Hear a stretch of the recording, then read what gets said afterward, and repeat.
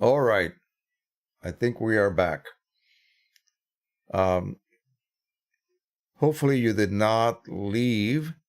You're welcome to jump back in if you wish, and we'll continue on. We'll wait a few minutes here to see if anybody, those of you who are still here, go ahead and let me know on the chat whether I am in sync finally again. I think something happens to the OBS streaming software and it just causes that. It's been doing that randomly. I use the same software to do the screen capture when I do my so-called tutorials on screen. So let me know if that sounded in sync or close enough. Again, there's not much you can do at this point. Alrighty. What were we talking about? Again, I'm just going to wait until some of you return. Let me know quickly on the chat if you are on board again. And we'll go ahead and do maybe another hour or so and try to cover as much as we can.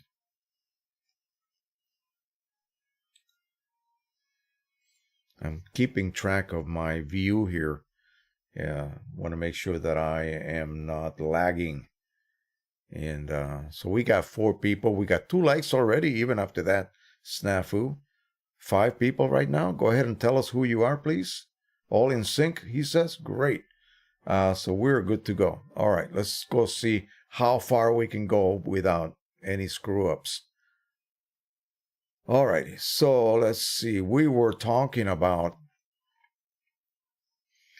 matching your monitor, okay? And that's really, I just hope that a lot of people come back so that they don't miss this.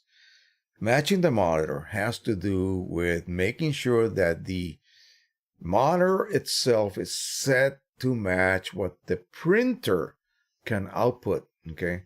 And the printer has to be working perfectly, okay? So in order to achieve that or to verify that that is the case, you go ahead and you set up your printer. And before you do anything else with your so-called private images, okay, a lot of which require editing, do they not? Of course they do.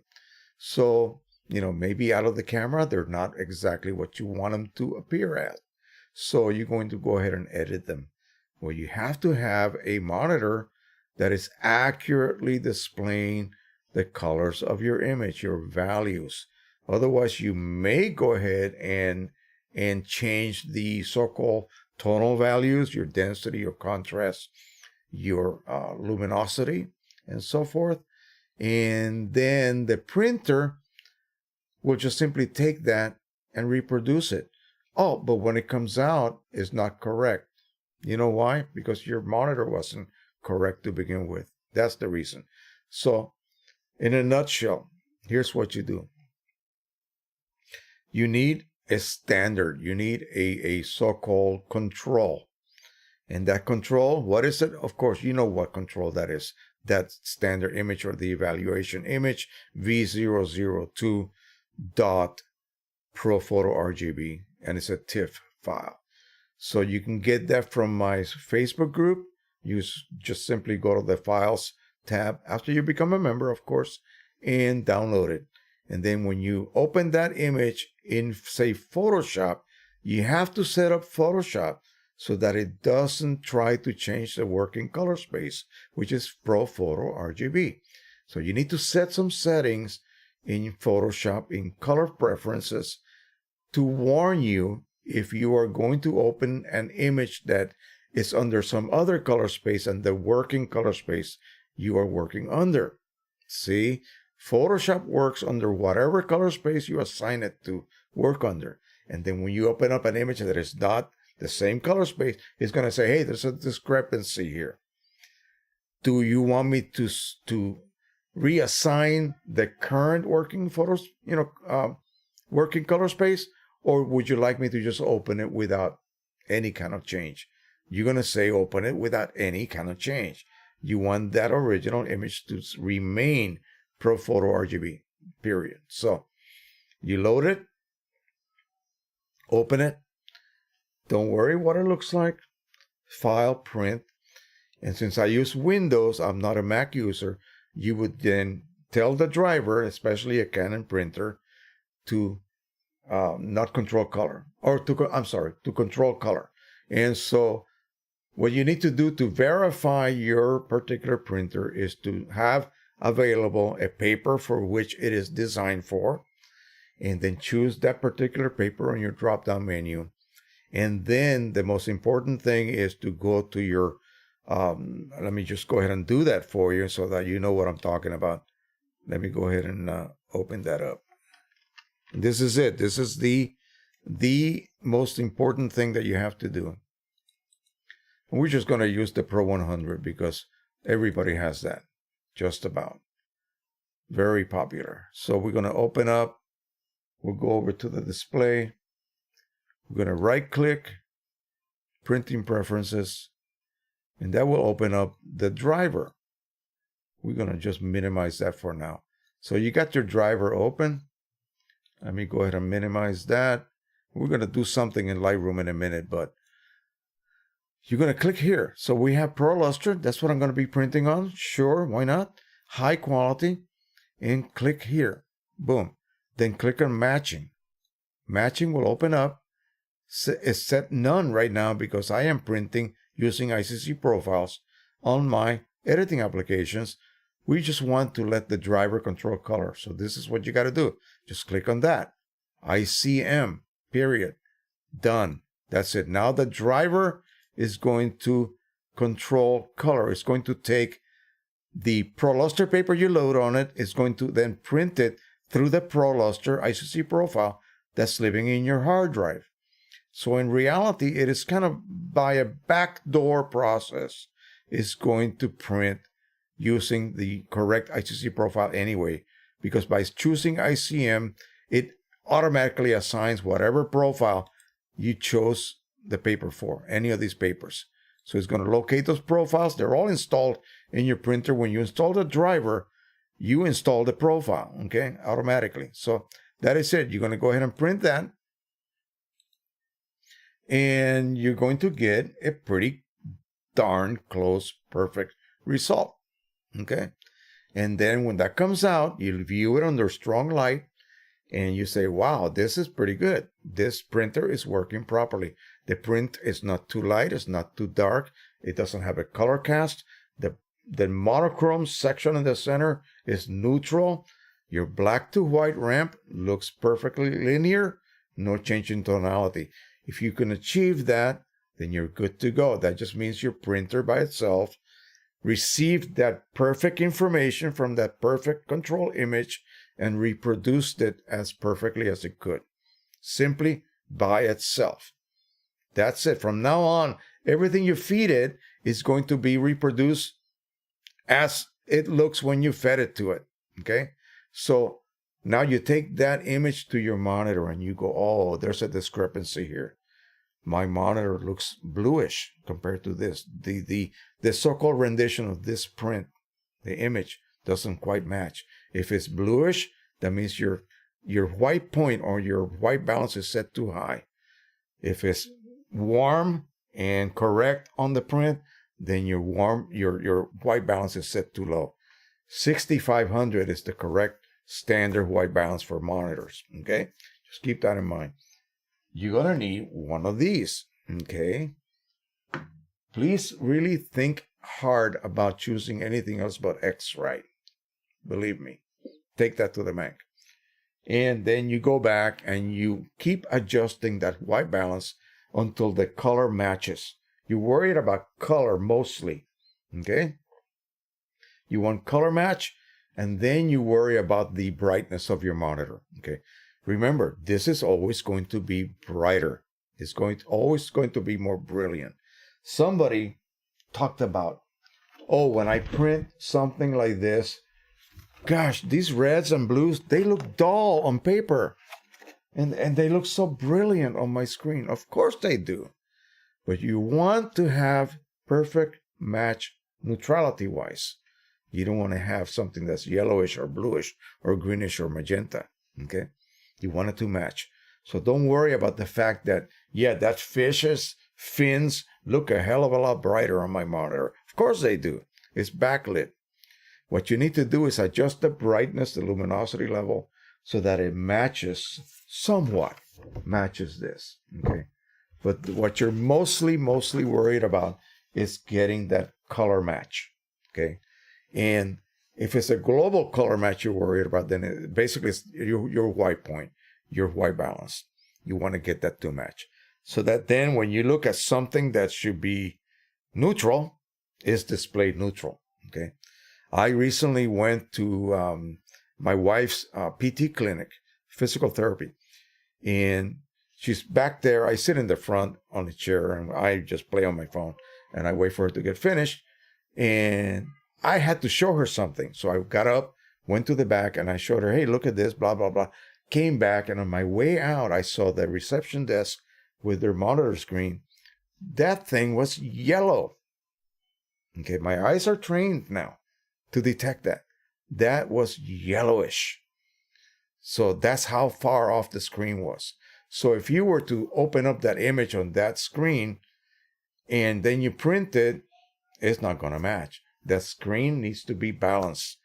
The white balance needs to be brought down to a neutral point so that the perfect rendition of this fish image, is it this way? Yeah, like this, matches what I see on the monitor as far as color balance and just overall rendition of the colors. They have to match. I'm not worried too much about the brightness problem. That can be adjusted, okay? And that's also done through the software, okay? So don't worry about seeing your yellows on my screen look so more brilliant. Oh, my strawberries look a lot more brilliant or saturated.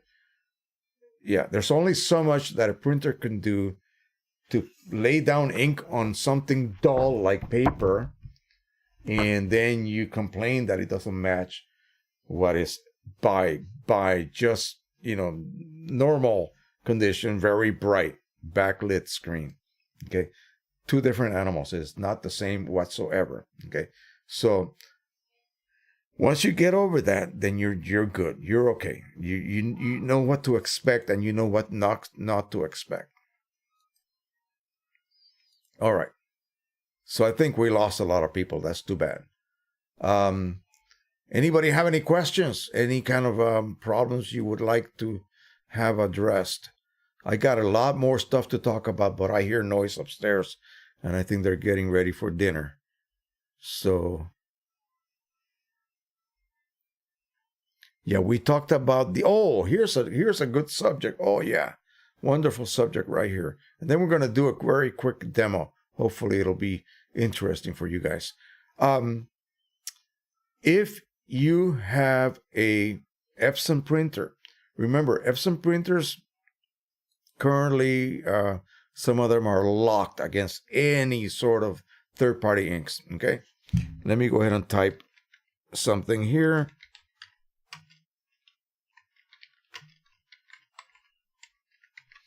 So I just Google EPSON official support, United States. Let me tell you what happened. So the P800 is locked. Okay, you have two options.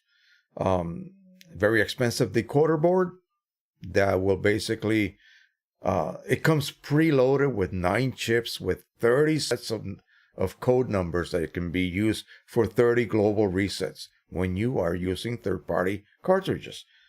The third-party cartridges work one time, and when one goes empty, that's it, you're done. Then you have to have some other option to continue printing. The decoder board severs all connections to the chip readers in the printer. Physically, you remove the cables, and those cables are then connected to that board. That board sits outside your printer. Yeah, it looks a little odd, but it works. And so that's your option. That's your other option, and that's $400. Or chipless solution, that's about $70. It just renders your system always full. And again, just like with the Pro-1000, you have to manually keep tabs on your ink levels. You have the P600 and the P400. Well, wait a minute. Those are not locked, right? Should not be. They should not be. But here's what happened. An individual has a P600 and he's using, I believe it was cartridges from Precisioncolors, refillable ones. They have auto reset chips. When they reach empty, you remove that cartridge and you put ink in it and you put it back in and it resets to full. Okay.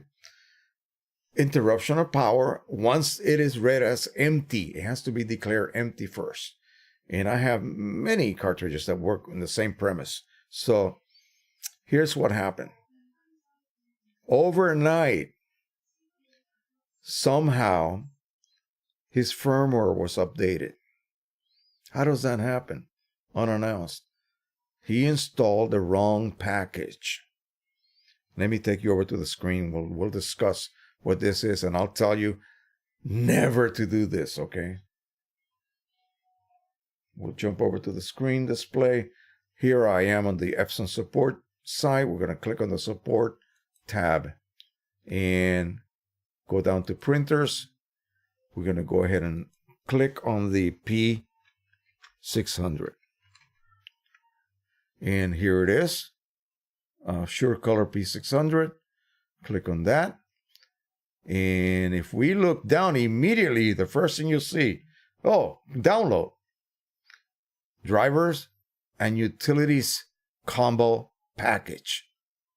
Let me see. What is that? What is that? What does that come with? This file contains everything you need to use your EPSON SureColor P600 wirelessly and with a wired connection. The combo package consists of the following items: driver, printer driver, EPSON Print CD, EPSON software updater. That's it. Network installer. Okay.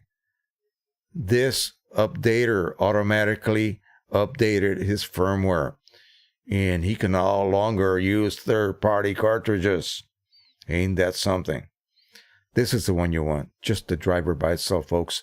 Do not ever download those combo packages, or you will be, especially, unless you are just basically doing OEM inks only. If that's the case, then you're good to go. Sure, let it update everything. Don't ever plan to use third-party products then. But that's what happened. And so what can he do? I mean, what could he do? Can he downgrade back to the original driver? I don't think so. I mean, the original firmware? I'm not sure. So the combo package, as you saw right there, has the EPSON software updater.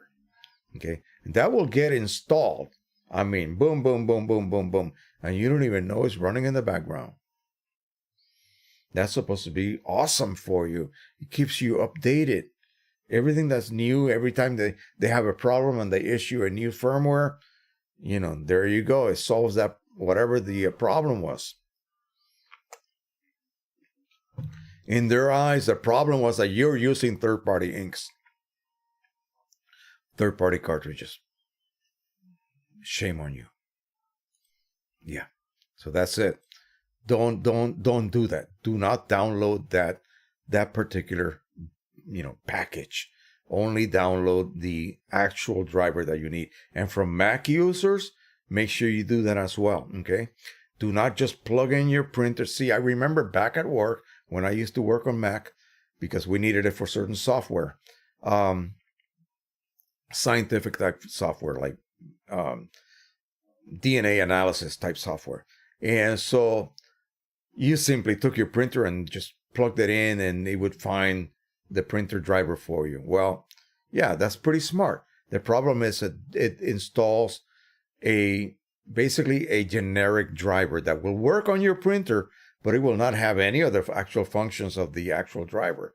So if you're a Mac user, make sure you just go to the actual site for EPSON or Canon, if that's what you're using, and download the actual driver. See, when you're in your computer and you go to the site and you click on that printer, it will detect what your operating system is and it will lead you down the correct path. You download that driver and that's what you install. Don't let it automatically install the AirPrint driver. That has nothing. Okay, it has nothing in it.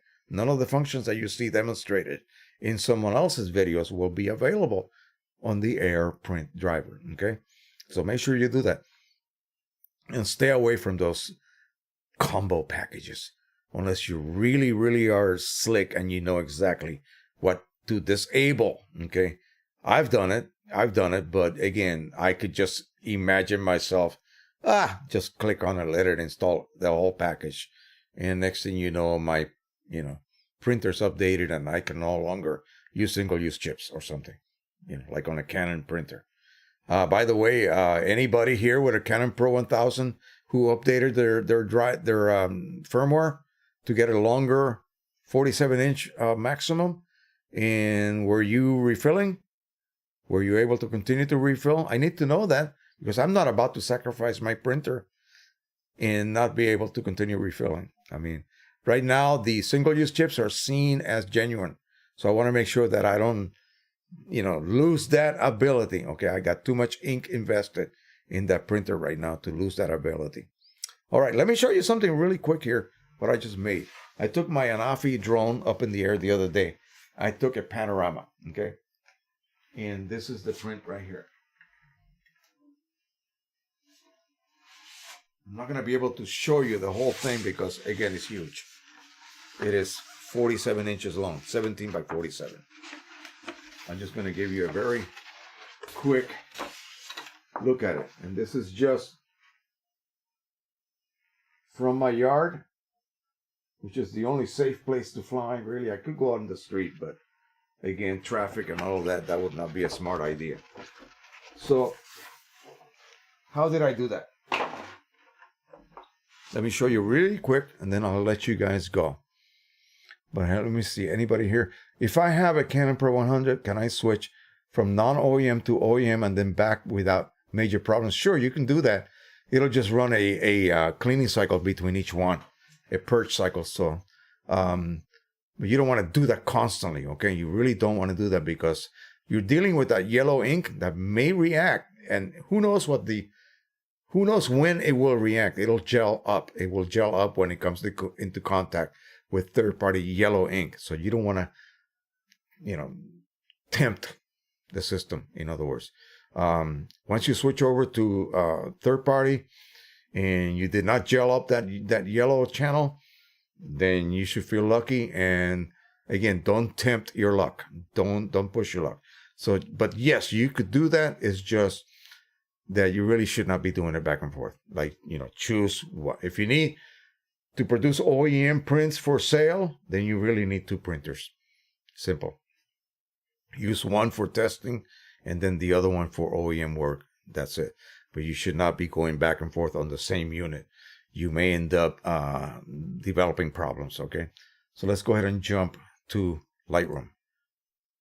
And I'll show you exactly how I did this. It's quite interesting and quite simple to do, actually. So here we are in Lightroom. I have 6 images that I want to import. So these are the ones we're going to work on right here. I'm going to import everything, but I'm going to only work on this one, this one, this one, this one, and this one. So we'll go ahead and do the import and enable. Boom. And they are in. So now all you have to do is let's let it develop. It's going to create some thumbnails, temporary thumbnails. So it says no photo detected, of course. Let me see what's going on here. Excuse me. Come on, boo-boo. There we go. It has to develop, create that little thumbnail. All right, so what happens when you shoot with a drone is that you have a very wide angle type lens, and it will have a certain amount of curvature to it. So if I was to create a panorama with images that have curvature on them, they may not mesh or they may not stitch correctly. So what you have to do is select all of them. So the first, this is a separate image. This has nothing to do with the panorama. So select all of them. And then Lightroom has a very good tool here. You're going to go down to your lens correction right here. So you can see, you're going to click on remove chromatic aberration, which will help around edges of, contrasting edges on thin areas like little tree limbs and such.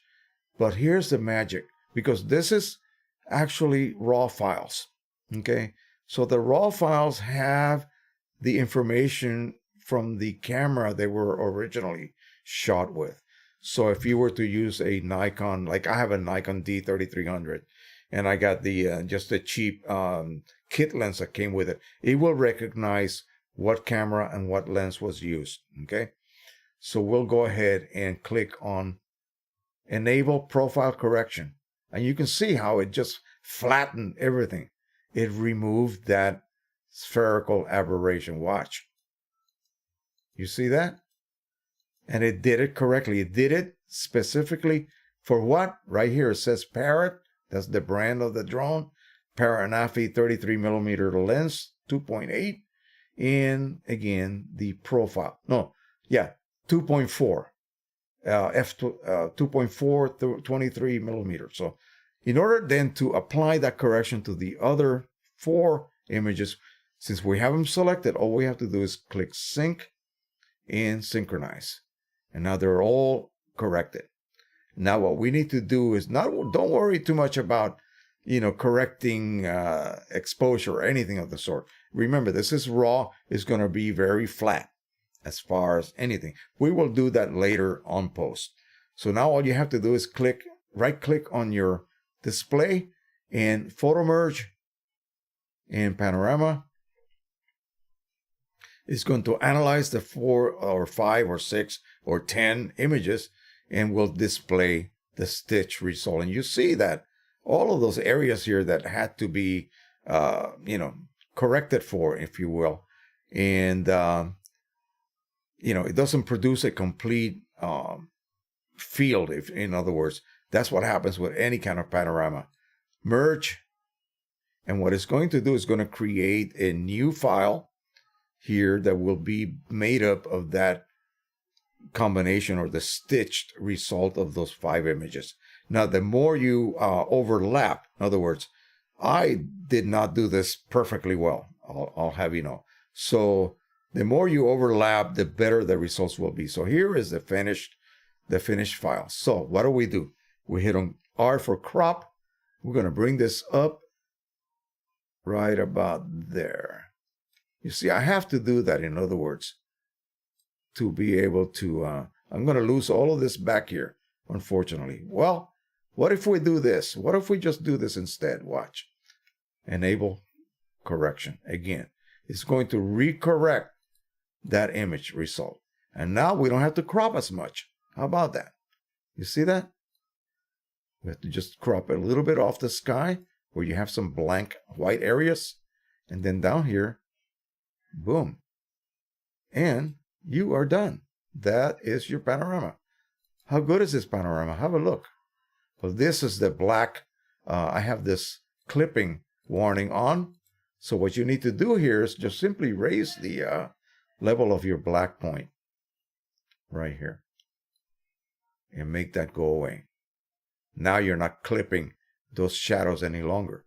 We're going to look for highlight clipping because I have that activated as well. And so far there is no highlight clipping, which is good. So we're going to go back. And now you can just basically play with your image and adjust the brightness and contrast. I did some dodging and burning in and so forth until I arrived at a, result that I like. Now, if you follow Anthony Morganti's method, he actually reduces the highlights, increases the shadows, and then he sets the black point by clicking on your Alt key. Bring your black point down until you begin to see something showing up, like right about there. And then white point until you see something showing up, like right about there. If you don't care about that part of the sky, then you can continue to about there. Yeah, that's good enough. So you'll still have a warning up there, but who cares? That's just blank sky. We'll turn that off. Then you can just play around. You can make a dodge this area here. Just brush over it. Bring the exposure down till it sort of blends it perfectly. You see how some areas are a little bit, they need a little bit of adjustment on the exposure. And you just do that now manually by burning and dodging, just like you would normally do with any image. You increase the contrast, whatever you wish to do. I like to do a little bit of clarity, and we'll go ahead and zoom in so that you can see basically what's going on. You can read the stop sign, definitely, so it's very, very sharp.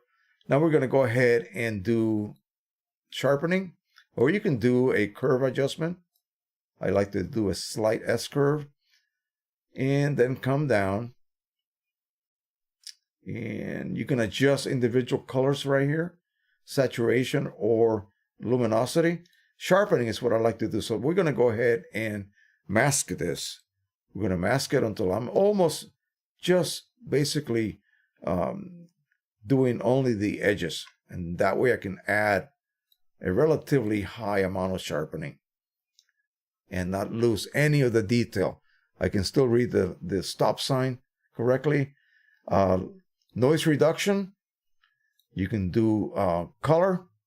That will get rid of any kind of fringing you might have at all. And then the noise reduction will smooth out areas that may require, because maybe you have a little digital noise building up on there. And then one thing that is really weird, people will do this. I like to add a little bit of grain. And the reason you do that is because it smooths out any inconsistencies that you may have on different areas of the image. And you just do a little bit. I mean, you don't even see it here. And I am maxed out. When you go back down to a regular view, you will not notice that you have a little bit of grain in there. And grain is just like what film would produce. So we have blue marking here. That is the warning for black. We just have to go up. And again, if you don't care about those details, that you can leave it as such. But I like to have basically nothing clipping. Now what we do, the last finishing touch, is the vignetting. And we're just going to darken the edges slightly. See that? That's the opposite. And you're just going to darken the edges slightly. And that is about it. You have quite a beautiful image here. You can see the zigzag of the fence, the wire fence. You can see all the detail, people's back decks and the tree leaves and all of that. It's on there from and I don't remember what exactly the size of this finished image was, but again, pretty huge. Now what you can do if you have Qimage Ultimate, because I like to print through Qimage. I'd rather print through Qimage than with anything else. You can adjust this more if you wish or not.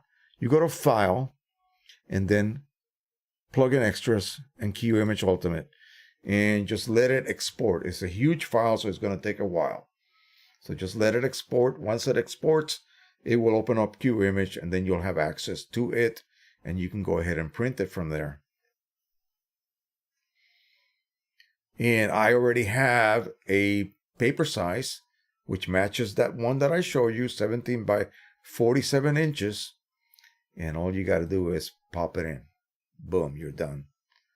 And at that point, you just basically set up your printer driver.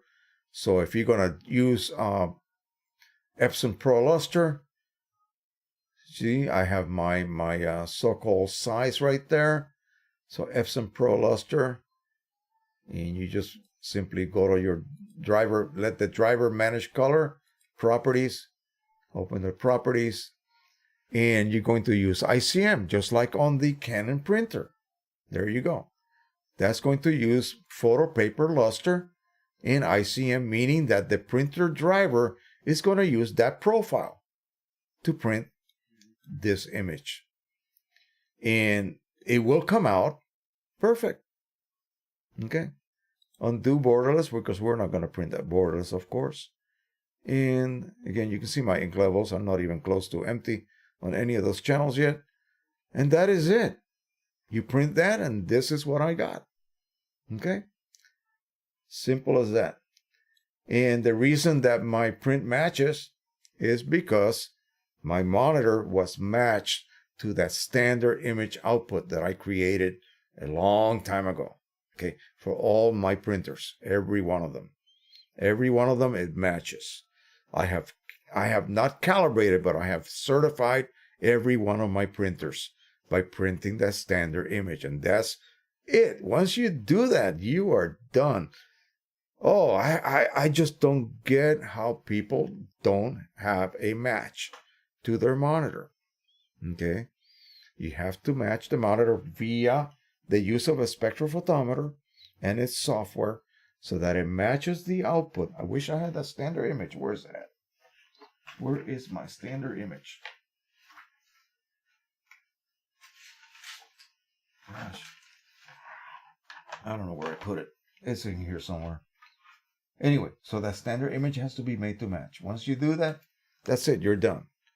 You're done, because now the printer by itself produced that image, which is correct, and now you match your monitor to that.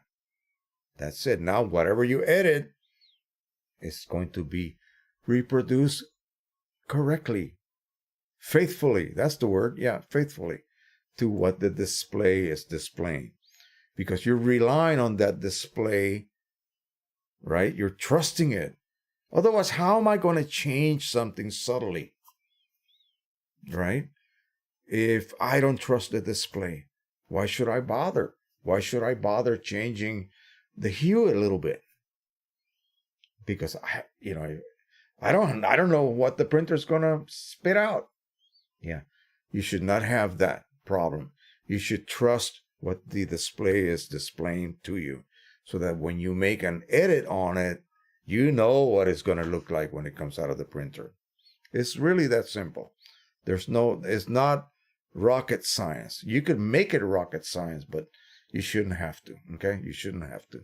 Now, what about ICC profiles for other printers? Well, other papers, I should say.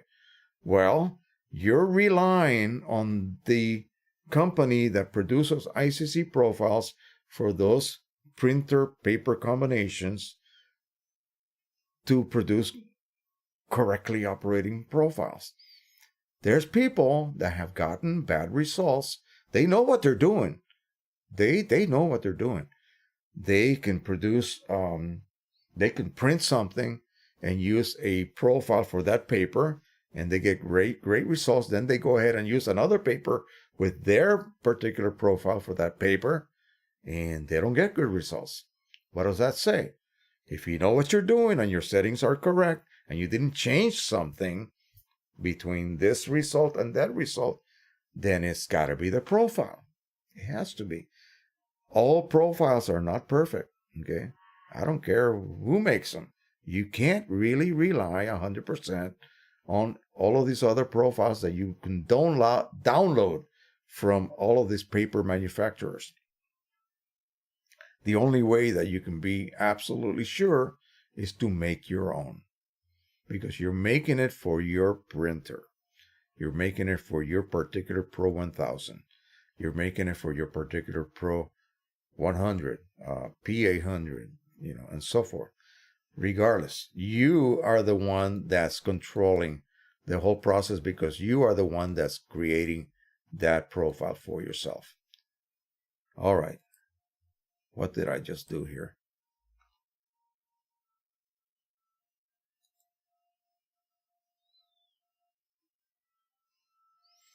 Let me find. Ay, ay, ay.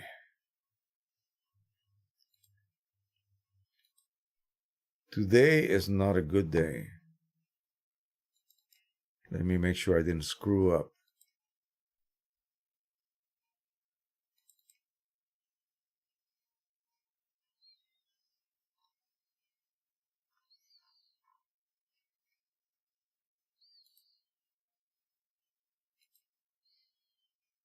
I think I still should be live.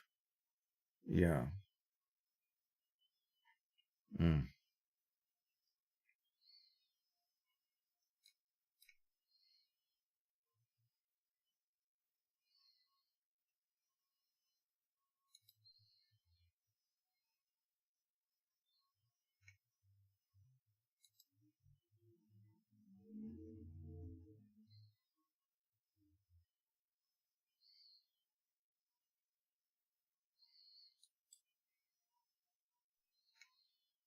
Yeah, I don't know what happened.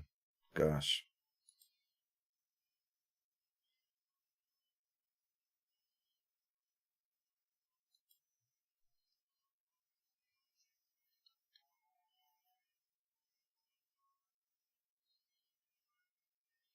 All right.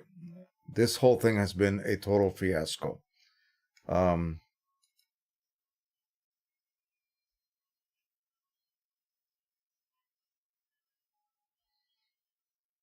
all right.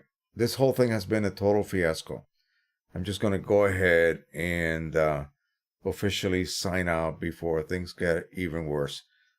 Things are not operating the way they should be. And so I just got disconnected without even realizing it. So all I can say is thank you for those of you who stood with me today. Hopefully next week it'll be better. Okay, that's all I can say. And I hope to have some more interesting topics to discuss. I'm going to have some canvas results with the new Breathing Color Live matte canvas. We're going to be doing that this coming week, by the way. So again, I hope to be able to show you guys that. So thank you once again. Again, I apologize for all the mistakes and the problems. Not my mistakes. This is something that the software is doing, and I really seriously need to look into this. All right, there's no one on here right now. So again, for those of you who watch me later on the replay, thank you for hanging out. And until the next time, happy printing, everybody. Bye bye.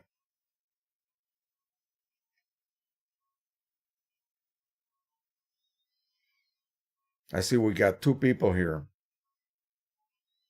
Let's see if anybody else is coming back. I really don't know what happened, what caused this.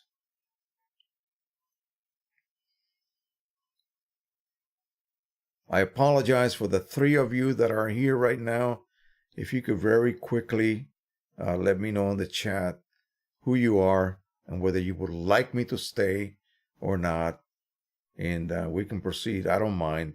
I just need to apologize for the really, really problem-filled stream of this week. But it happens. That's what happens when you go live. So we have 2 people here. We got Wheels 9696. I don't think I know you.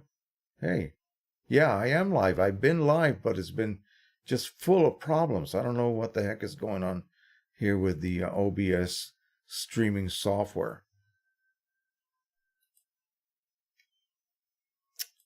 Anyway, if I do sign off, which I almost did, the live stream is actually broken into 2 individual live streams. Now it's going to be 3. So go ahead and check that out. Okay, you'll be able to see what we were discussing. And I'll probably delete this one because this will kind of be useless at this point.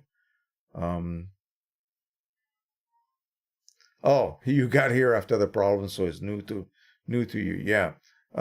We had a very good discussion. What is your printer? What do you like to do with photo printing? Since you're the only one here. Well, there's one more person here. Let me know. Share with us what you do with your printers or printer. I have 13 of them, so I have a lot of printers to take care of and maintain. So let us know what you are using at the moment for your print reproduction, if you will. So got 3 people here. Let's see how many more we get. Okay, let's see.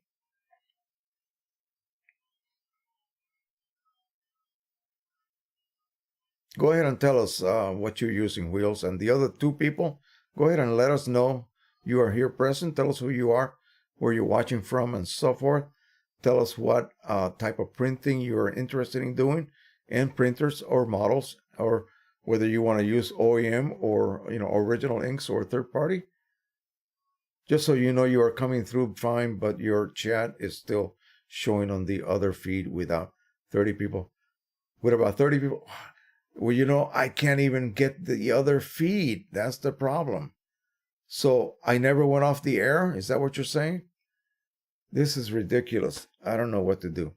I don't know how to go back to the other ones. So we just let things alone and we'll continue flowing. If everybody on the other chat can just join this chat, maybe we can continue running. Again, what a mess. Boy.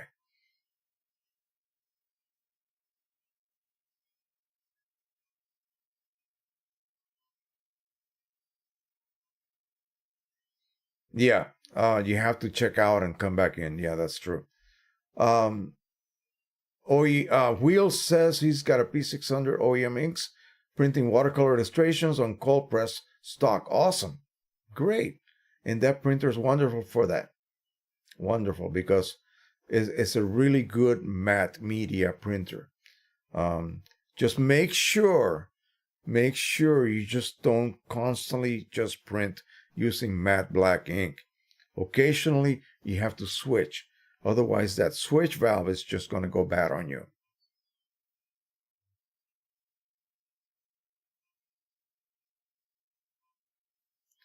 Yeah, the other says, I don't even know how to get to the other. That's the problem.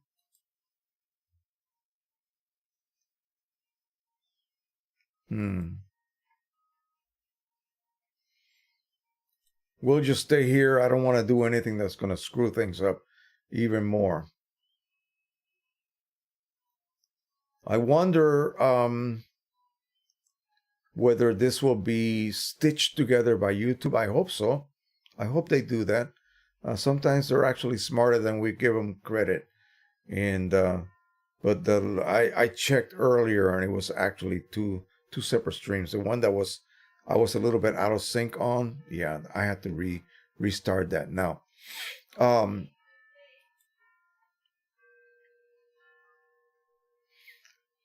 I think we'll just go ahead and spend some time answering questions.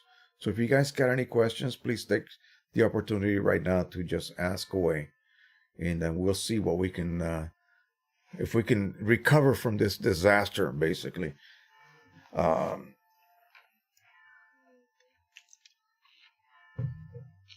Where I'm at right now with the Pro-1000, I'm still on all of the cartridges have been refilled, okay? About 8 of them have the so-called ARC chips, the auto reset chips. The other 4 developed some kind of error after they were low. And so I could not disable them and just continue refilling them. So I had a second set of auto reset chips that Precisioncolors sent me, because they figure it was a later batch and they thought maybe those would work. So I swapped the unreadable 4 chips for those 4 cartridges that were showing errors that could not be fixed anyway, anything I tried. So I removed the chips and I replaced them with matching chips from the second set of ARC chips, auto reset chips, from a new batch from China. And so they were seen as genuine cartridges. And so that's where I'm at now.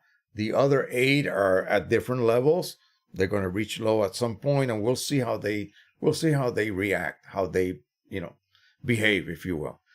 Same thing with the P800. I think you saw my levels earlier when I was showing you how to set up the driver.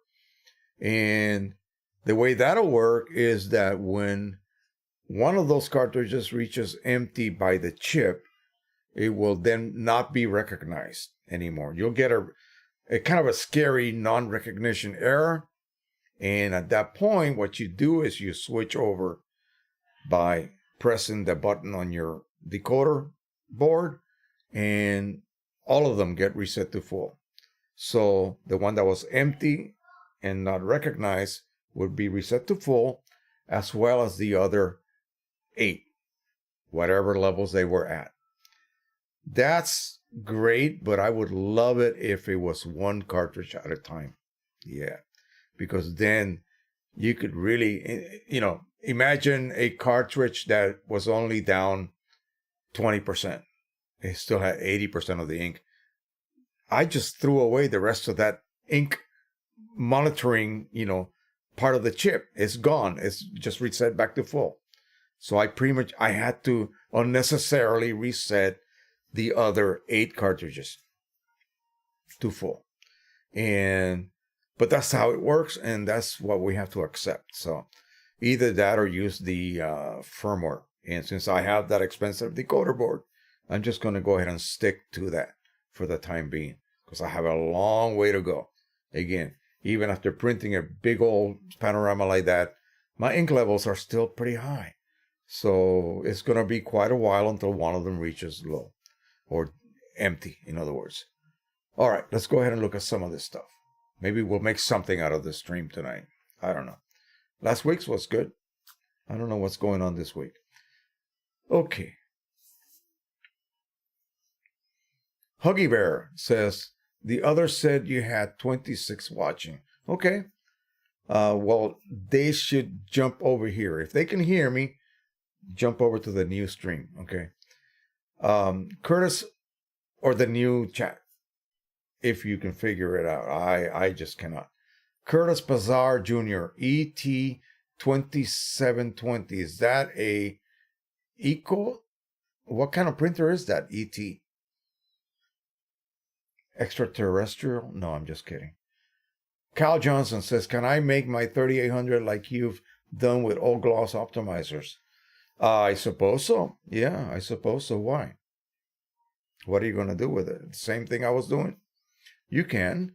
Then you would need quad tone rip, and you would need a specific curve custom made for the 3800 so that all channels print just one layer of gloss optimizer. That would be the only way. Otherwise, there's no way the printer knows.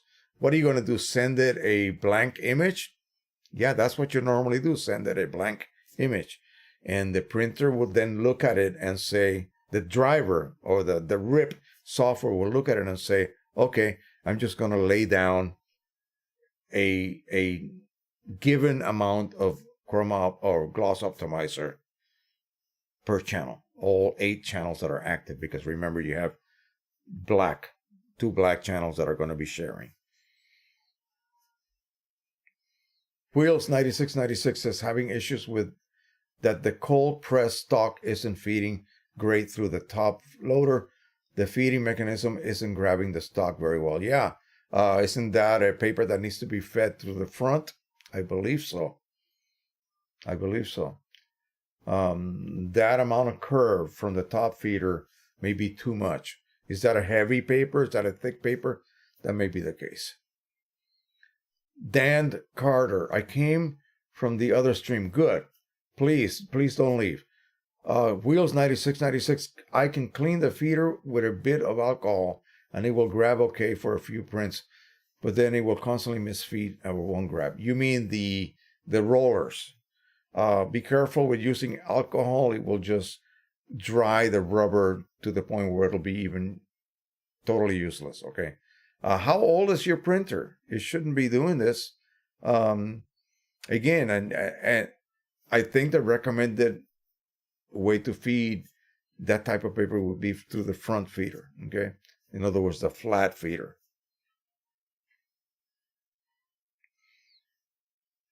Dan Carter says, came from the other stream. Good. Thank you. Do you replace all cards when one goes empty on the ARC chips? No, because only one cartridge is going to be reset. So there's no point. There's no point.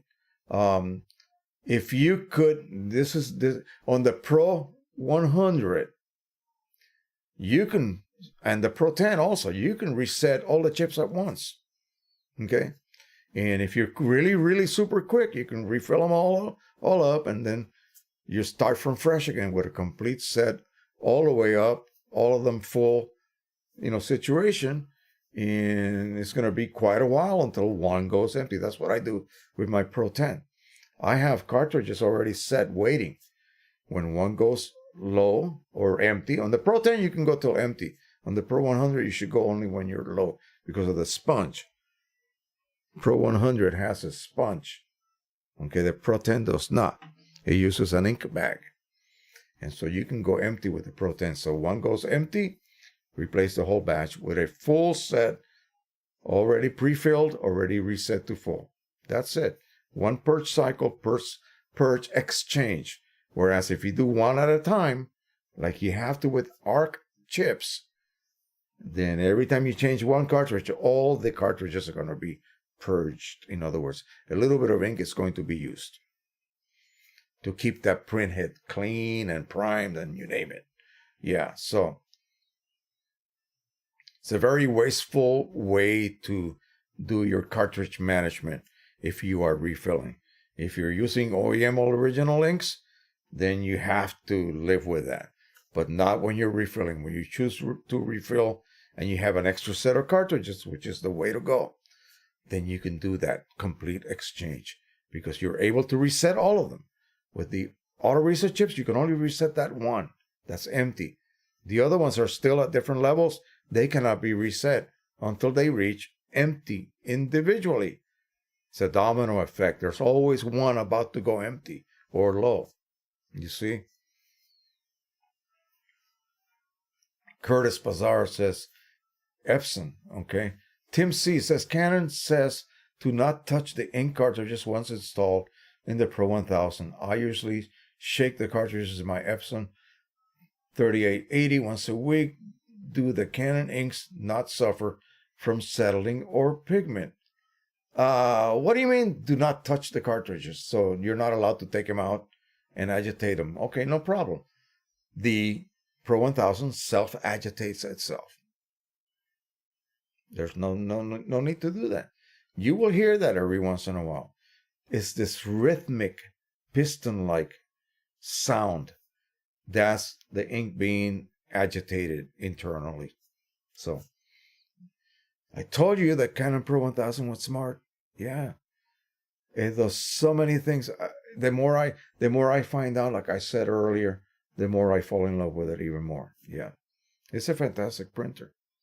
You just have to know. It's a very cantankerous, it's a high maintenance girl. No offense meant. There's also guys that are high maintenance. Yeah, my sister's ex-husband was that way. So yeah, it just does a lot of things that it needs to do to maintain itself at the peak of operation. So I appreciate it, actually.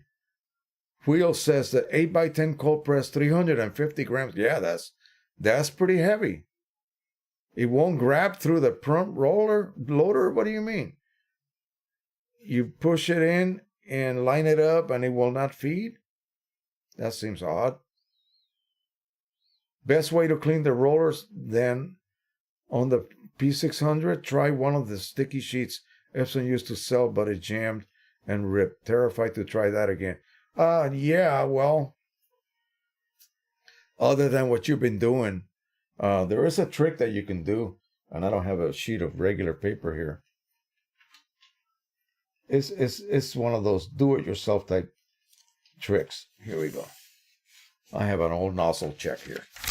Take a piece of paper like so, or a piece of regular bond paper or copy paper, letter size or the size of your printer capacity, whatever. This is good enough. And you make a solution of isopropyl alcohol and water, and you wet the bottom. Okay? Then you feed it, press the paper feed button, and the paper should feed through the printer. This will pick up any kind of lint and crap that builds up on the rollers, and this dry part will, supposedly remove the moisture from the rollers. You do this a couple of times, and that should work. I did manage to get my really, really old R2400 to feed more consistently. It didn't fix it completely, but it allowed it to feed more consistently than it had been. So, but again, like I said, there are some roller cleaning compounds that are made for rubber. Alcohol is convenient, it works, but it tends to then dry your rubber rollers even more.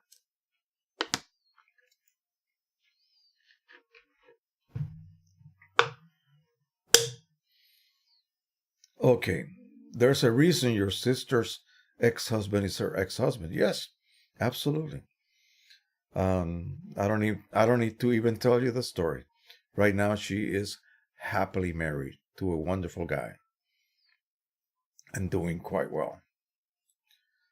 Doing quite well, and she deserves every bit of that awesome life she's living now.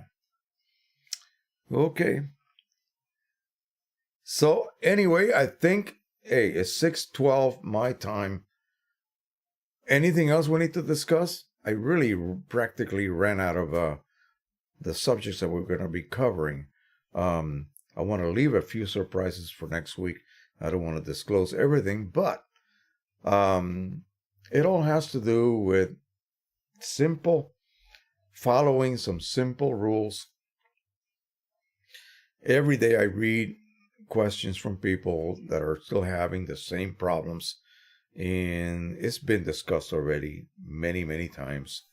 So I think for some reason, whatever the reason, we all land on this hobby or craft, and then we all commit the same little errors here and there, and it just happens. So, but it's like once you learn to play the piano scales correctly, then you know.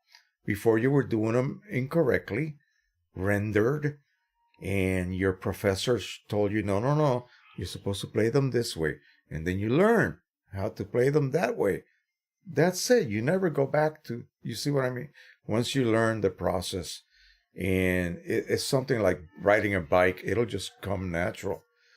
It happened to me. I couldn't, for the life of me, understand what PPI or DPI or profiles or, disabling color management or enabling color management. I had no idea how that was all interconnected.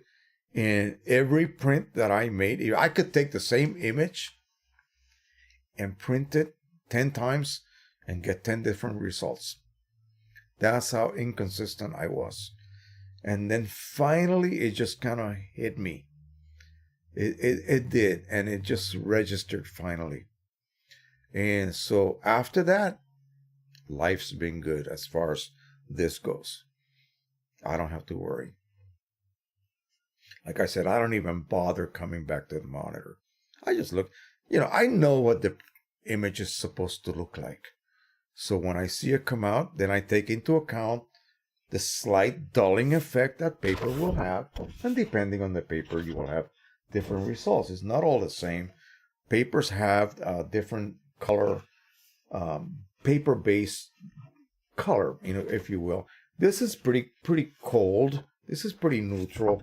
Some of them are actually bluish almost. They look like, if you make a comparison with another type of glossy paper or luster paper, you might detect a difference in warmth. This might be a little bit warmer than another one. The other one might look, wow, when I see it, side by side, there's quite a difference. This is cold. So what would you use that for? If you have, shots of glaciers, if you ever go on a cruise to Alaska and you have the opportunity to shoot photographs under that kind of environment, then you would use something cold, something a little bit warmer that you want to accentuate, your colors and contrast. You would choose something like a good luster paper. That tends to, increase that pop effect. That fish, I want that fish to be a little bit warm, not cold. You see? Glaciers that have a bluish shadow colors, yeah, that goes with that cool paper, with the cool paper base. Now, somebody asked, well, how does that affect profiles? Well, that has indeed affected the profile. When you make a profile for a paper that has a certain base color, and you're printing those patches over that paper that you're then going to read, that base color already affected the way that patch will be reproduced on paper. And so when you scan it, it's going to take into account that particular paper base color. Some papers, I have Red River Aurora white and natural. Natural is almost yellowish tan paper base. I mean, it does have a warmth to it, and you would use that for something that would be, more, complementary to that image. So something like a warm sunset, a bunch of babies laying down on a warm pink blanket. Of course, you want to use a warm paper-based paper. Dolphins in the blue ocean, that's not going to work for that type of paper. You want to use the white.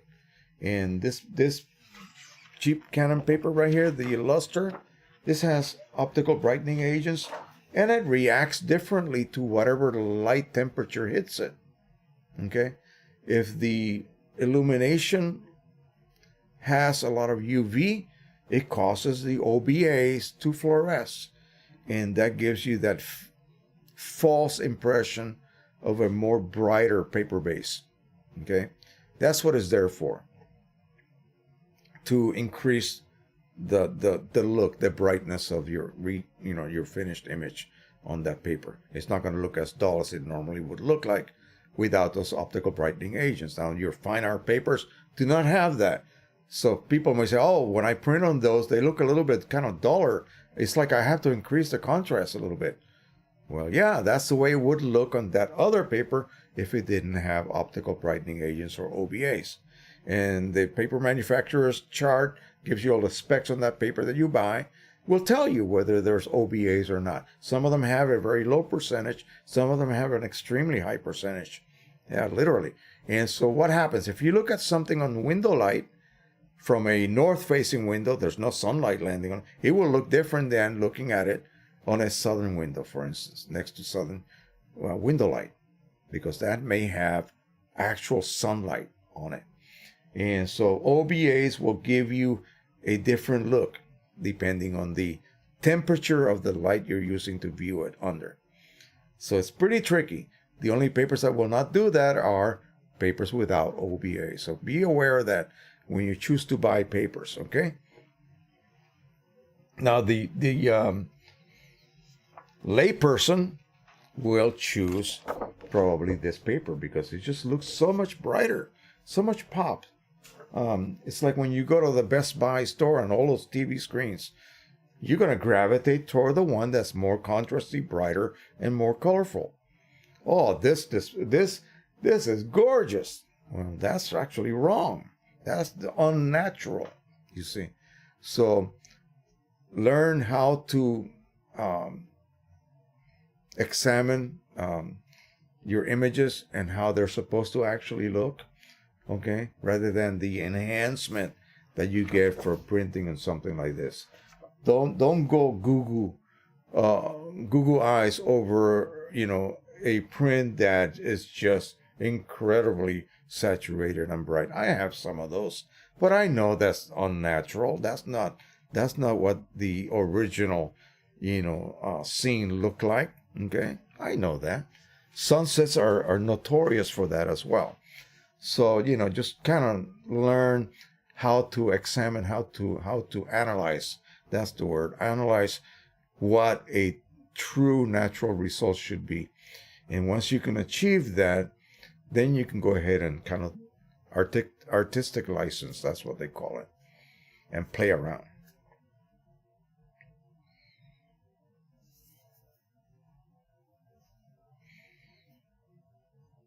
Okay, so Tim C says, Wheels 9696, Epson has a full page on hints on loading the P series. Perhaps one will help you. Yeah, but if the rollers are going bad, there's not much that one can do, believe me. You may want to experiment if you can get into the driver and find your thickness adjustments and go ahead and increase it, and that may help you. I don't know whether the P600 does it have a rear, like a manual rear feeder that would be used, for example, for the roll adapter. There's no real roll adapter. It's just two little things you install. But look at that. See if you can feed it from not the top, but the back feeder. Okay. You basically have to insert it. It'll trigger a sensor, and it will be automatically advanced and prepped for you. You'll have to choose that on your driver as the feed location as well. That may help. Who knows? Because what may be actually going bad on you are those initial rollers that grab the paper. If you feed it from the back and you let the common rollers do the job, because it begins to pull it immediately without printing, and it sets the edge at the correct position so that then you can print on it. By that point, it's already installed, it's already in, and you're not relying on that initial grab of the paper, which could be what you're experiencing problems with.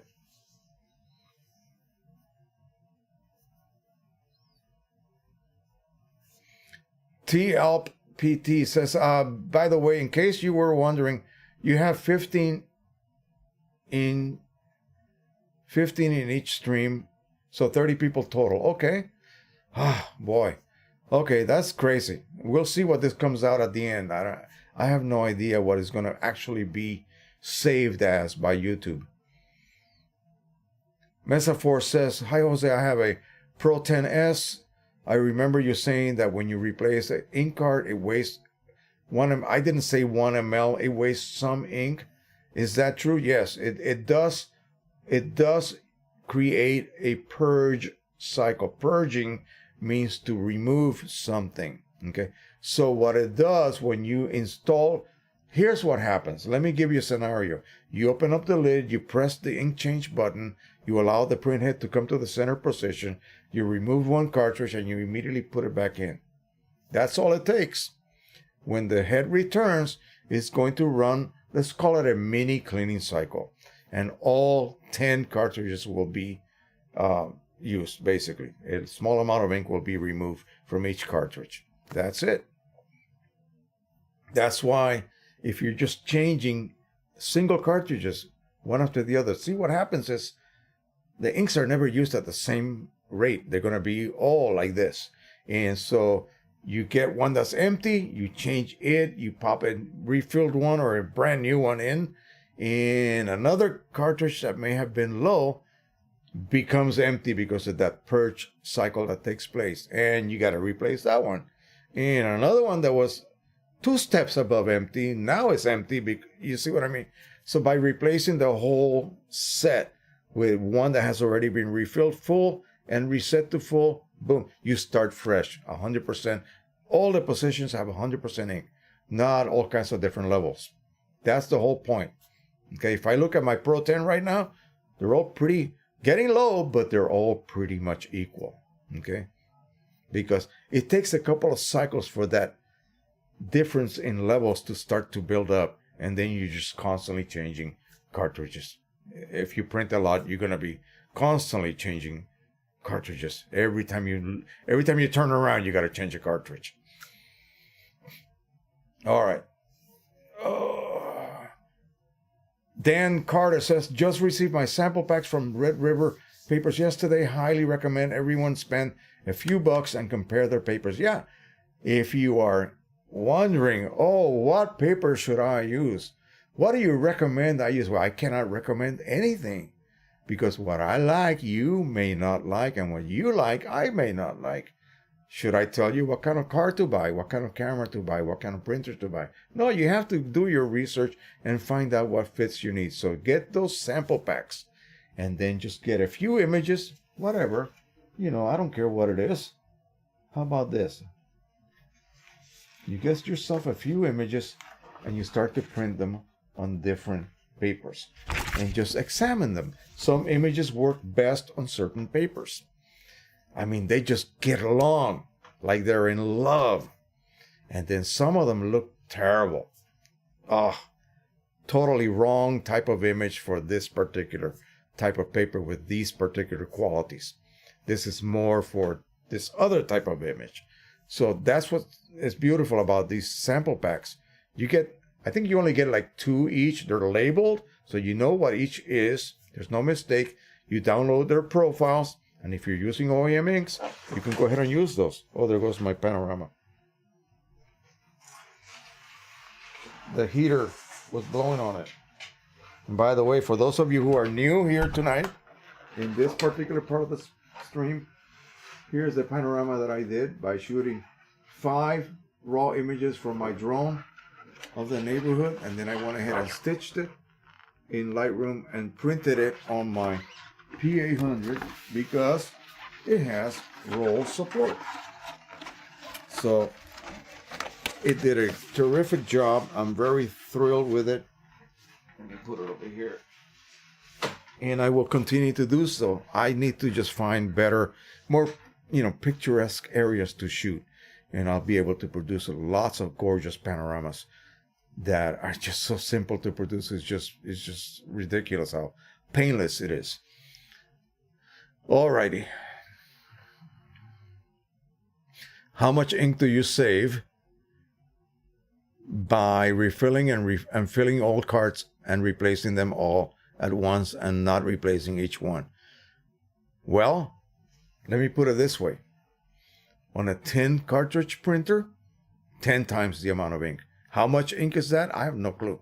I really don't know what it uses per each purge cycle, but it's the same amount every time you change one cartridge.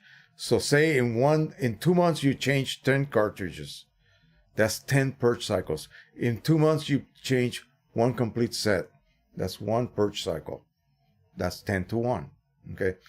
It happens the same thing whether it's a 12 color printer or a 8 color printer. But here's the catch.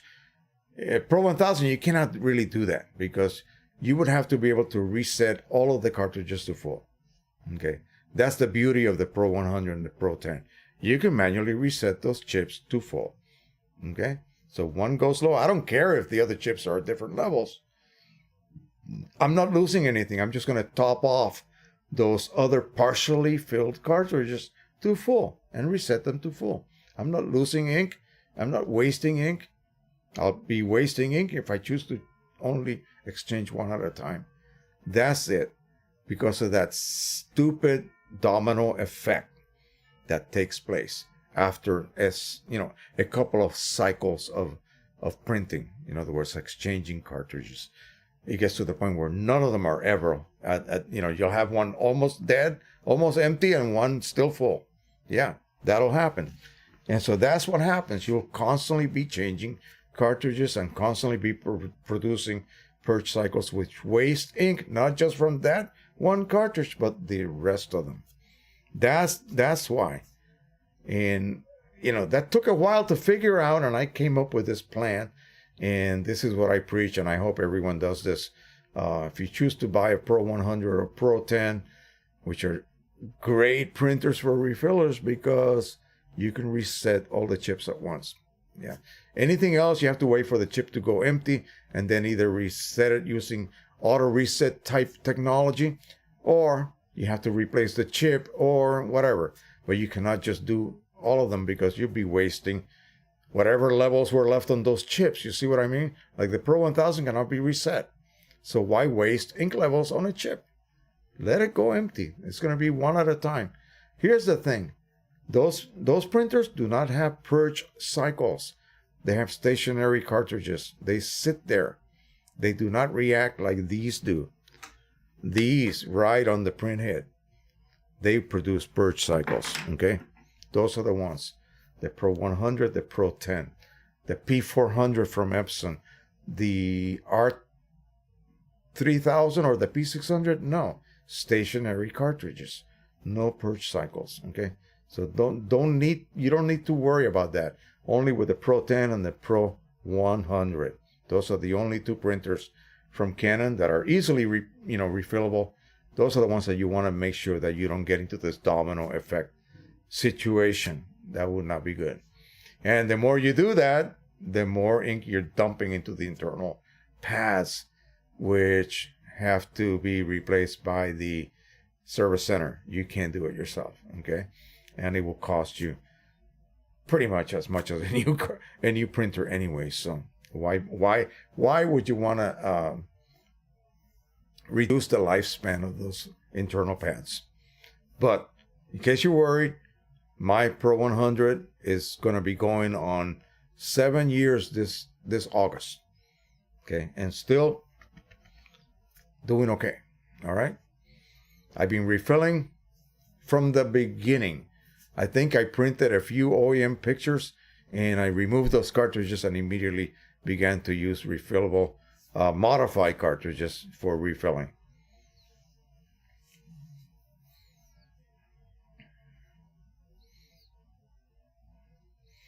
Will says, yeah, a lot of times the rubber roller just won't grab the thicker paper. It will spin and try to grab. Yeah, once it starts to spin, that means the rubber surface is deteriorating. It's becoming slick.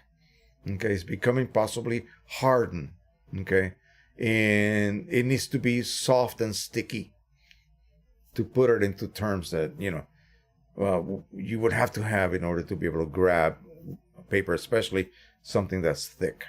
Okay, because if it's thick, the rubber has to basically give and grab that paper. And once it grabs it, so why not feed from the back?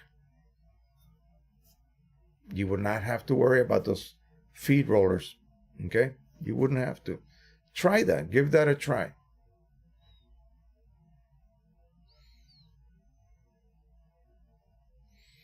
Okay, Cal Johnson, the plastic seal over rubber gasket was punctured into the well enough to appear like a leak risk. Can it be removed altogether? Wait, what? 220 ml L-shaped carts for 38. Oh my goodness, you lost me. Are you using those big old? They look like a giant. We call them gun tanks. Is that what you're talking about? Also, do you think I can fit a piggyback chip onto a refillable? No, you can't. T58 cartridge to my L-shaped 3880. They look like the same. You could try it and see if it works, but I don't know. Maybe you can, maybe you cannot. I'm getting what you're asking. Just like this. So here's a piggyback chip. By that I mean that underneath you have to have an original chip for this particular color, whatever this color is. The label is gone, so I don't even know. This is just a prop. So yeah, you have your original chip underneath and then your piggyback chip on top. The piggyback chip is the controller chip. It reads the color code for the original chip, not the level. The level could be, 15% only. It reads the color ID, and then it uses this to produce an ink level, a working ink level. But I don't know about those L-shaped cartridges. If the chips are the same size and same, design and configuration, then sure, you can probably get away with that. Okay. Well, folks, I think we're going to end this fiasco before it gets worse. I appreciate you guys hanging with me. Again, hopefully next week it won't be like this. It'll go smooth as it normally does. Again, I appreciate you guys coming on board tonight and all the wonderful questions you asked. And I hope I was able to help everyone out, at least most of you. And again, like I said, really do appreciate you guys supporting this channel in what I am doing. So thank you so much. We're going to go ahead and try to end this with a little bit of music. If I can find oh my gosh, that's gone too. That's okay. We'll find our music and we will go ahead and continue doing what we do. I mean, this is what we do for fun. All right, here we go. Let me see. Wait a minute. Dan Carter says, I have a new inbox IP 8720. Okay, here. I want to use compatible carts.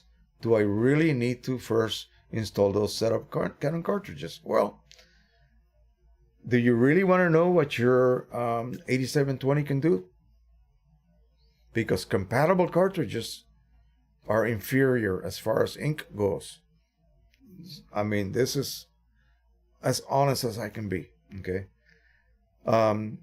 You will never see what your printer can do unless you install original. What are you worried about? You want to sell them or something? If that's the case, then fine. But again, often than not, there is some coding that needs to be installed in the printer from those setup cartridges. That's why they call them setup cartridges. It's not because they have less ink or anything like that. It's just because they have to be identified. The printer has to record that it was initiated with OEM cartridges.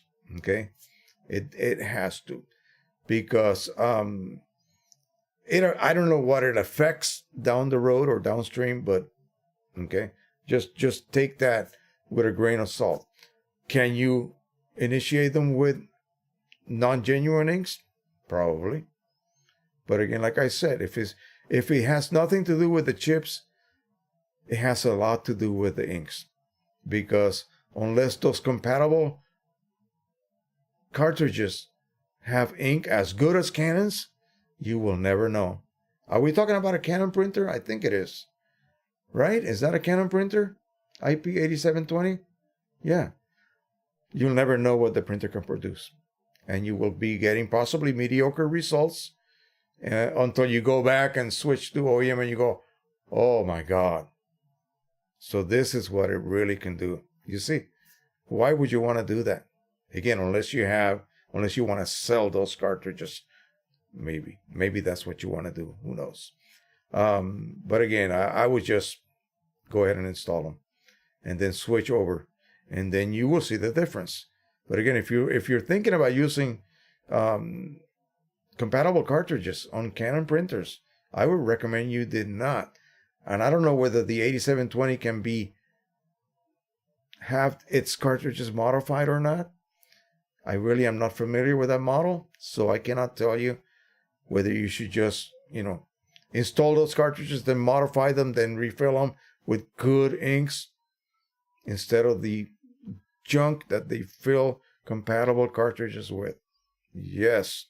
And to top it off, you often don't get the volume that you think you're getting either. Okay. They will be underfilled. A lot of people have problems like that where the chip shows that they have ink, but the cartridge is dry. And what happens to a Canon printhead when the cartridge is dry? That channel will overheat. It's not going to immediately go bad, but it will overheat. And if you continue the abuse, it will cause damage to that particular channel. I have an Epson 810 Artisan, and it sometimes prints black shaded out on my printouts. What do I need to do? You mean your blacks are not black? Run a nozzle check. Make sure your black is actually flowing. Yeah. When you see a sudden change or any change from what used to be okay and now it is not, don't continue printing and try to, hope printing will solve the problem. No, run a nozzle check. The nozzle check is your diagnostic tool for ink flow and for the health of your printhead. Okay. If you have 10,000 little microscopic nozzles, all 10,000 have to be firing. Okay. And that will tell you what is not firing. So if you have a deficit of black, then your blacks, of course, are not going to be as dark. So check your nozzle check and look at the black channel. Dan Carter says, yes, it is. So it can be refillable. It can be refilled. Inks from PC. Yeah, that'll be good. Precisioncolors has inks to be used with carts they provide. Okay. If they vouch by that, then fine. Go for it. It just depends on the design of the cartridge. If it's a sponge cartridge like this, every single third-party sponged Canon cartridge is inferior to the originals. Okay, the sponges are a lot more sophisticated than we give them credit. Okay. Vivian Garcia says, wow, that is a famous name, isn't it? Are you sure you're not the Vivian Garcia from DC Channel 4 News? Wow. No black appears on the page like blocked out. Yeah, you have nozzle check shows no black. Run a cleaning cycle. Okay? Run a cleaning cycle. Are you refilling or are you using original cartridges? If you are, then maybe that's the problem. And so continue doing your nozzle checks, cleaning cycles until you get your black online again. Otherwise, there's nothing else really you can do except cleaning cycles and nozzle checks. Printing is not going to really do anything. Have you been printing regularly on that printer? I have one of those as well. I used to have one of those. And so again, I was using refillable cartridges, and often I would have channels that were not firing correctly due to the cartridges. Cal Johnson just dropped a super chat. Thank you, Cal. Appreciate that, my friend. So let's see. We're getting close to that 3 hour, minus the fiascos in between these live streams. Vivian says, sometimes I wait until the next day to try to reprint and it works. No original cartridges. Yeah, that's the reason. That's your reason right there. Cartridges, let me give you something before I go off the air. Do I even have an example here? Let me see. Okay, I have this is not the type of cartridge you have, but it'll give you the same idea. It'll help you figure out the same idea. Do you see this kind of semicircular area right here? It's right here. Take a look at that. Let me see if I can orient it. You might be able to see it. Okay, so this is a refillable cartridge for EPSON R3000. If that's called a priming chamber, okay? If that priming chamber, and this has to be filled by vacuum to be able to get ink to flow upwards into that priming chamber. And that creates a siphon effect. Like when you're siphoning gas out of your car tank to put in your lawnmower, you need to establish a siphon. That's what's happening in your printer cartridges that are refillable. When you lose that because you may have let it go too low and ink was drawn out until the point where there was no more ink in the cartridge, but you then utilize whatever ink was left in the priming chamber, that's it. It's airlocked. It's not going to allow, whether you refill it or not, it's not going to allow ink to flow upward. It cannot defy the law of gravity. You need to reestablish the prime. And the prime is what will reestablish that siphon effect, which will allow ink to go from the bottom of the cartridge up into that priming chamber and across and out that port. That's how it works. If that pathway is severed, broken in any way, you will not be able to flow ink into that particular channel. So check that black cartridge and reprime it. How do you reprime it?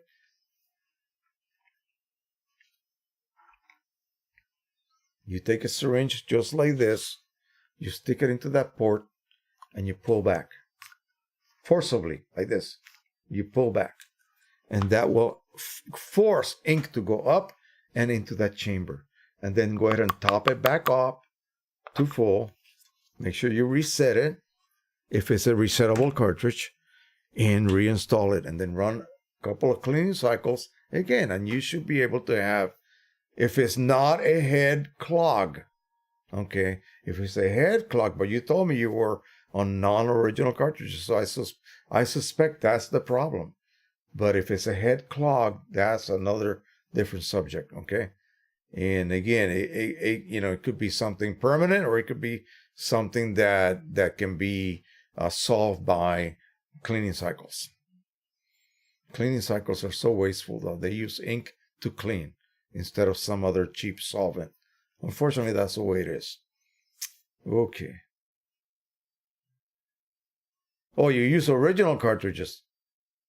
Oh, I thought you said no original cartridges, meaning. All right, so you're using original cartridges? Then, oh, my goodness. Then I don't know what's going on then. Because original cartridges do work perfectly well. Okay. That may mean that, you have a problem with your channel, your black channel. Hey. That's another ball game right there. So you got to make sure that you have on an EPSON, it's okay to print.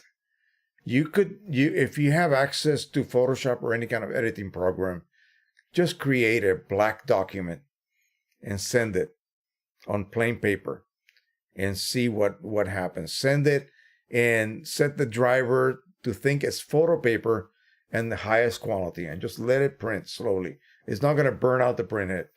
EPSON printheads don't burn out like Canon printheads do. Okay, so just do that and see if you can force that out. If not, gosh, the only other way would be to buy a set of refillable cartridges and just fill like the black cartridge, okay, with Windex from the store, window cleaner, Windex with ammonia. Fill that cartridge, prime it, put it in there, and run cleaning cycles and see if that will clear it out. I have no other way to solve that other than that. I mean, you're wasting a lot of ink if you're using OEM inks, trying to keep that or get that, you know. And remember that, you got to remember this as well. The Artisan, what was it? 810. Is that a stationary cartridge printer? Meaning, do the cartridges write on the printhead and do this, or do they sit in one position? And there are ink lines. There's a belt of little ink lines, sort of a flat belt that attached to the printhead. Tell me if that's the case with that model, because the 720 that I had, and I also had an 835 Artisan, was stationary cartridges. So what I want you to do, if it is stationary cartridges, locate that black ink line, open up the lid, locate that black ink line, and see if it's got ink in it. Okay? That's the only thing. Levi Apparel is here. Wow, you came in at the last 10 minutes of the stream. The streams, because this is going to be, I think it's going to end up being 3 parts. I'm not sure. We'll check that later as the system finishes doing their processing of this fiasco. Yeah, so it's stationary. So open up your printer top, in other words, like that, and look inside. You should be able to see where the cartridges sit. You should be able to see a belt of little tubes that lead to the printhead that moves back and forth with the printhead. Locate the black tube and see if it's solid black. Okay? If you have air in there, then that could be the problem. Okay? And that's basically about all I can tell you to do. Again, it could be serious. It could be like the channel is completely blocked and it just intermittently allows ink to go through. It could be you're not refilling, so it's not that. Really not much else other than air in the ink line. I think we're going to call it a night. Okay? I hear noises upstairs. And so I'm going to go up and grab a little din-din and have some fun with my grandson. All right, guys. So, again, I apologize for all the fiascos, all the problems and mishaps, and all of that. That happens. It happens. You know how they say, you know what happens, right? And so, hopefully, next week it'll be a lot more smooth and no problems. I'm going to go ahead and turn on some music here. The same thing that I had at the beginning. Or maybe something else like this. Let me see what we have here. Yeah, I like this one. I like this one. So, again, happy printing, everybody. We'll see you next week. Keep subscribing, sharing, and liking. Join the Facebook group so that you can take part on over almost 3,700 members right now. So, and guess what? They all think alike. So thank you so much. We'll see you the next week. Bye-bye.